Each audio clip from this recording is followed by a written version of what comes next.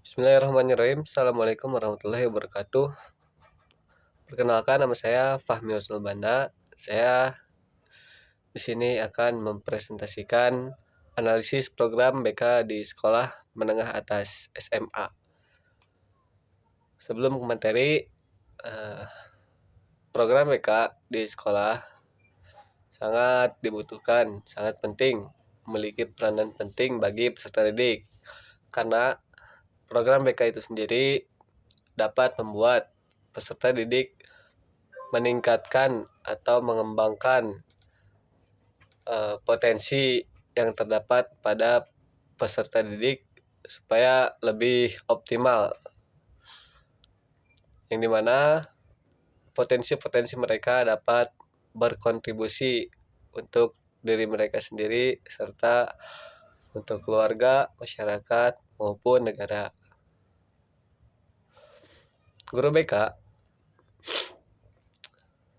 program BK dirancang sekomprehensif dan fleksibel mungkin supaya dapat mudah dilaksanakan dan dapat dipahami oleh peserta didik di sekolah menengah. Dalam metode analisis ini, saya menggunakan metode kualitatif karena bagi saya dan karena yang saya pahami dalam metode kualitatif ini, merupakan metode yang bersifat deskriptif, di mana sangat cenderung menggunakan analisis, proses dan makna atau perspektif subjek. Pada penelitian kualitatif lebih ditonjolkan dibandingkan pada penelitian kuantitatif. Dalam penelitian kualitatif, landasan teori dimanfaatkan oleh peneliti sebagai pemandu agar proses penelitian lebih fokus dan lebih sesuai dengan fakta yang ditemui di lapangan. Teori dasar pengertian bimbingan dan konseling. Bimbingan dan konseling merupakan layanan yang ditujukan kepada peserta didik terhadap peserta didik supaya peserta didik dapat lebih mandiri dan dapat mengembangkan potensi yang dimilikinya secara optimal. Tidak hanya itu, bahwa sebenarnya bimbingan dan konseling meliputi layanan lain seperti bimbingan karir, sosial, belajar, dan lainnya, berdasarkan dengan jenis layanan dengan berbagai macam layanan yang diberikan serta dengan kegiatan pendukung yang lainnya dengan norma-norma yang berlaku. Tujuan bimbingan dan konseling di sekolah. Tujuan bimbingan dan konseling di sekolah mendukung pencapaian tujuan pendidikan nasional. Di Indonesia, tujuan pendidikan sebagaimana dikemukakan dalam Undang-Undang Nomor 20 Tahun 2003 tentang Sistem Pendidikan Nasional, yaitu mewujudkan suasana belajar dan proses pembelajaran agar peserta didik secara aktif mengembangkan kemampuan untuk mempunyai kekuatan spiritual dan keagamaan yang dibutuhkan, serta pengendalian diri, kepribadian, kecerdasan, akhlak mulia yang dibutuhkan untuk kehidupan pribadi dan kehidupan bermasyarakat serta bernegara. Hasil analisis 5W1H. Yang pertama ada what. Apa pengertian program bimbingan dan konseling di sekolah? Layanan konseling di sekolah atau madrasah merupakan upaya untuk membantu siswa dalam mengembangkan kehidupan pribadi, kehidupan sosial, kegiatan akademik, dan rencana pengembangan karirnya. Layanan bimbingan memfasilitasi pertumbuhan siswa secara individu atau kelompok, tergantung pada perkembangan kebutuhan, bakat minat, dan peluang terpendam mereka. Layanan ini juga membantu siswa mengatasi kelemahan, hambatan, dan permasalahannya. Jadi tujuan pengertian bimbingan dan konseling di sekolah itu ya. Jadi memberikan layanan yang baik, yang sistematis kepada peserta didik supaya peserta didik dapat lebih menggali, mencari, dan mengembangkan potensi atau bakat minat yang dimiliki serta merencanakan membantu kegiatan atau karir kepribadian sosial mereka dalam bermasyarakat. Serta selain membantu dan mencari mengembangkan layanan ini juga dapat memberitahu kelemahan serta hambatan dalam proses tersebut. Yang kedua ada who, siapa yang berperan dalam menyusun program bimbingan dan konseling di SMA.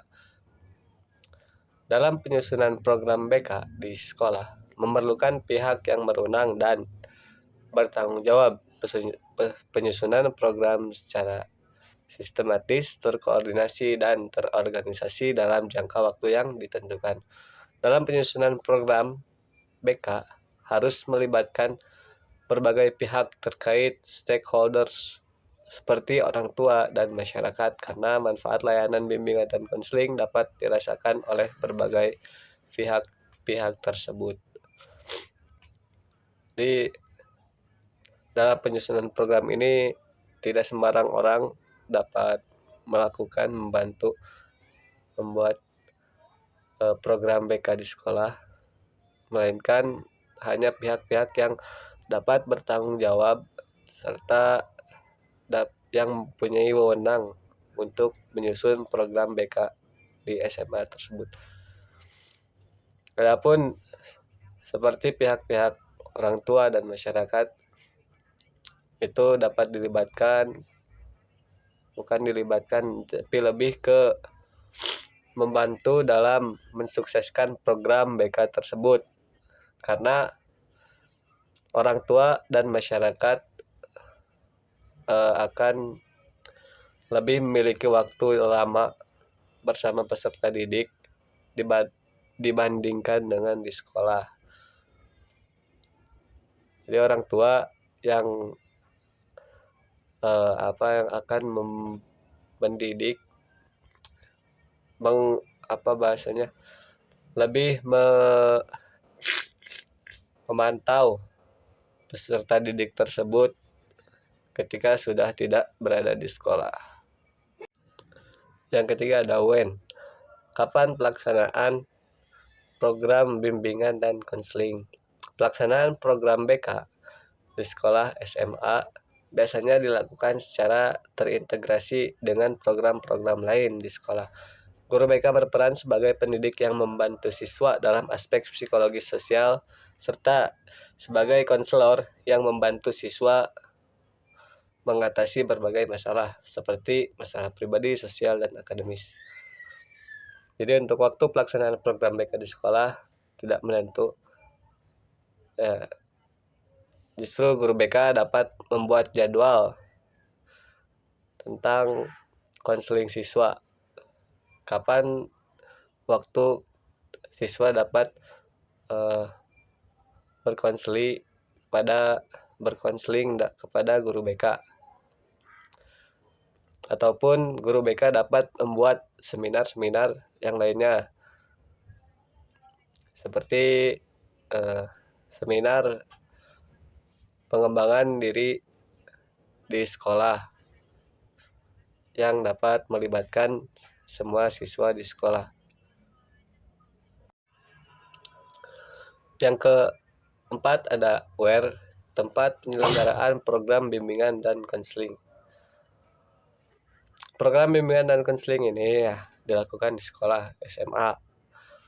Nah, pihak sekolah harus mampu memfasilitasi guru BK seperti halnya ruangan untuk proses konseling siswa, Kenapa? Karena supaya proses konseling yang dilakukan oleh guru BK bersama peserta didik dapat terlaksana dengan lancar tanpa ada hambatan-hambatan ataupun gangguan-gangguan fisik dari luar, misalkan seperti suara bising ataupun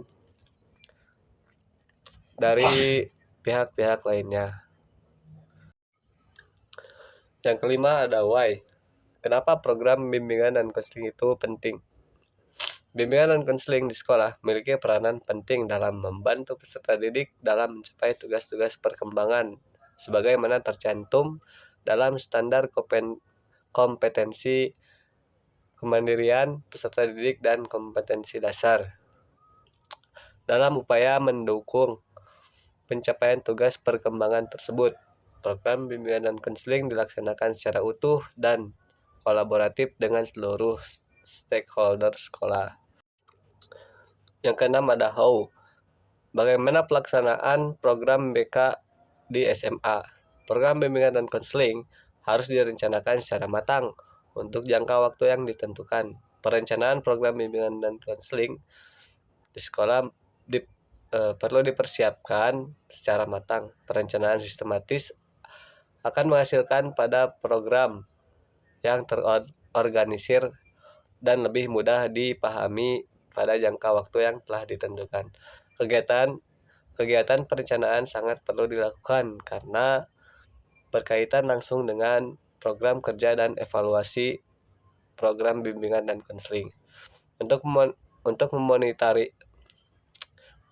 memonitoring kegiatan dan controlling terhadap program kerja, perlu persiapan dan perencanaan yang matang dalam program bimbingan dan konseling sekolah. Jadi pelaksanaan program bimbingan dan konseling itu sangat-sangat perlu diperhatikan dan perlu disusun dengan serapih mungkin secara sistematis ataupun terorganisir, karena jadi maksudnya untuk pelaksanaan itu harus benar-benar dirancang sebaik mungkin, baik itu dari segi waktu, kesiapan peserta didik, ataupun kesiapan guru BK, serta tempat atau fasilitas yang akan digunakan dalam program bimbingan dan konseling di SMA ini, supaya program tersebut dapat terlaksana secara efektif dan baik, serta hasilnya dapat sesuai dengan dengan tujuan pada program tersebut. Kesimpulan, program BK di SMA sangat penting bagi peserta didik. Berdasarkan tadi Undang-Undang Nomor 20 Tahun 2003 tentang Sistem Pendidikan Nasional, pada pasal 1 ayat 1 dinyatakan bahwa pendidikan adalah usaha sadar dan terencana untuk mewujudkan suasana belajar dan proses pembelajaran agar peserta didik secara aktif mengembangkan potensi dirinya, baik itu secara keagamaan, akhlak mulia, pengendalian diri, kecerdasan, kepribadian, dan keterampilan tentunya ya, ataupun dalam kemasyarakatan dan bangsa negara. Adapun saran-saran untuk sekolah dalam merealisasikan program bimbingan dan konseling di SMA, sekolah harus mampu memperhatikan komponen-komponen yang diperlukan dalam program seperti kesiapan guru BK, fasilitas yang diperlukan, dan penyusunan program BK tersebut. Selain kesiapan di sekolah, perlu adanya kolaborasi antara guru BK, wali kelas, orang tua, peserta didik, dan pihak yang terkait dalam penyelenggaraan program bimbingan dan konseling di SMA, supaya dapat diselenggarakan dengan sistematis dan lebih efektif. Mungkin cukup itu saja presentasi analisis program bimbingan dan konseling di SMA dari saya. Kurang lebihnya mohon maaf, saya masih belajar. Assalamualaikum warahmatullahi wabarakatuh.